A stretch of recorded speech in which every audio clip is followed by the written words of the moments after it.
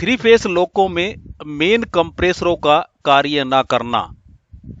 Three phase लोको में main कंप्रेसरों के कार्य न करने के मुख्य कारण: नंबर 1, मेन कंप्रेसरों के कंट्रोल स्विच बीएलसीपी का ऑफ अवस्था में होना। नंबर 2, HB1 व HB2 ऑक्सिलरी क्यूबिकल में मेन कंप्रेसरों की एमसीबी का ट्रिप अवस्था में हो जाना। नंबर 3, मेन कंप्रेसरों के प्रेशर स्विचों का कट ऑफ अवस्था में स्टिक हो जाना। नंबर 4, मेन कंप्रेसरों के प्रोसेसिंग कंट्रोल कार्ड में खराबी आ जाना। नंबर 5, मेन कंप्रेसरों अथवा संबंधित उपकरणों तथा कंट्रोल इलेक्ट्रॉनिक्स के बीच सिग्नल प्रणाली में खराबी हो जाना। नंबर 6, ऑक्सिलरी कन्वर्टर नंबर 3 से मिलने वाली विद्युत सप्लाई में कोई व्यवधान उत्पन्न हो जाना। थ्री फेस लोको में मेन कंप्रेसरों के कार्य न करने पर मिलने वाले संकेत: लोको एनर्जाइज करते समय यदि मेन कंप्रेसर कार्य नहीं करते हैं तो लोको कैम में पैनल बी पर स्थित एमआर प्रेशर गेज में एमआर इंडिकेटर सुई 0 kg सेंटीमीटर स्क्वायर प्रेशर दर्शाएगी। एमआर प्रेशर गेज में प्रेशर 6.4 kg सेंटीमीटर स्क्वायर से कम रहते हुए यदि रिवर्सर हैंडल के द्वारा रिवर्सर को फॉरवर्ड या रिवर्स में सेट किया जाता है तो रिवर्सर सेट नहीं होंगे। स्क्रीन पर पैराइटी 1 का फॉल्ट मैसेज F10-02P1 के साथ लो प्रेशर मेन रिजर्वायर प्रदर्शित होगा। LSFI लाल लैंप फ्लिकरिंग करेगा तथा BPFA का पीला लैंप जल जाएगा।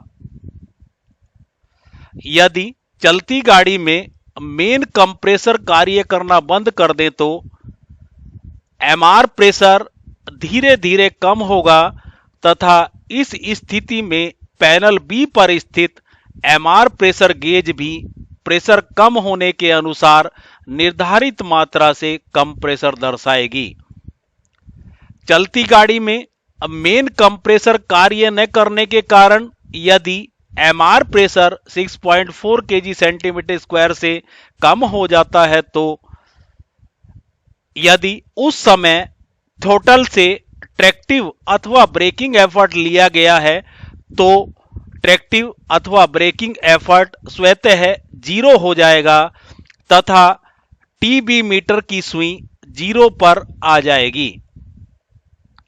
MR pressure 5.6 kg centimetre square आने तक ट्रैक्टिव अथवा ब्रेकिंग एफर्ट दोबारा लेना संभव नहीं होगा।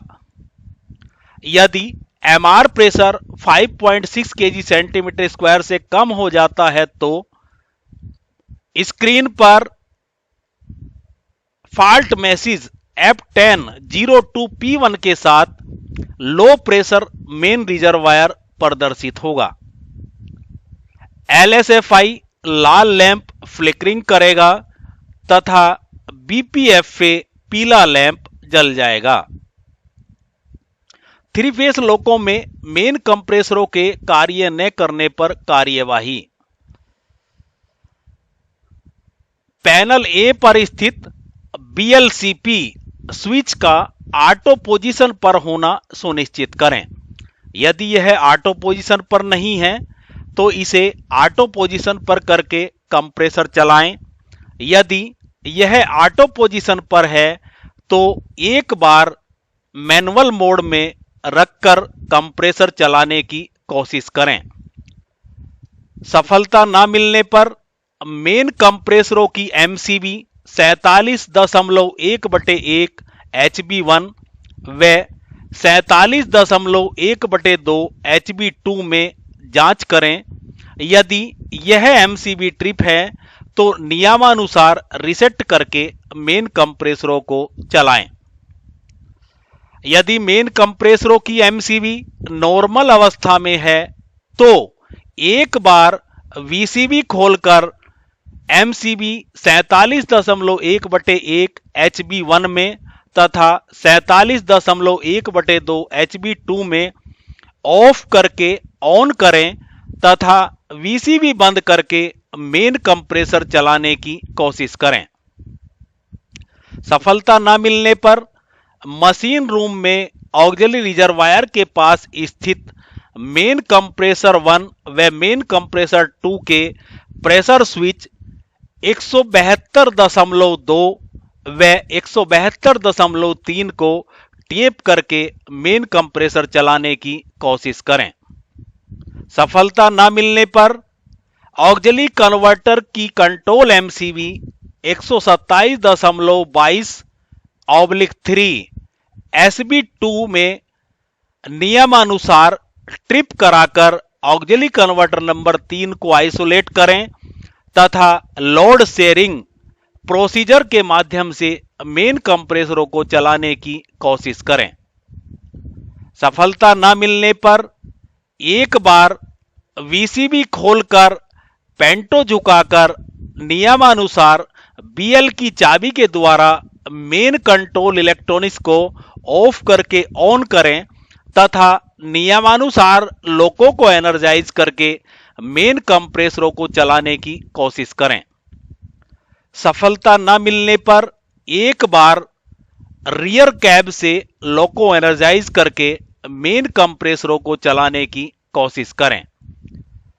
सफलता न मिलने पर TLC से बात करें तथा उनके आदेशों का पालन करें।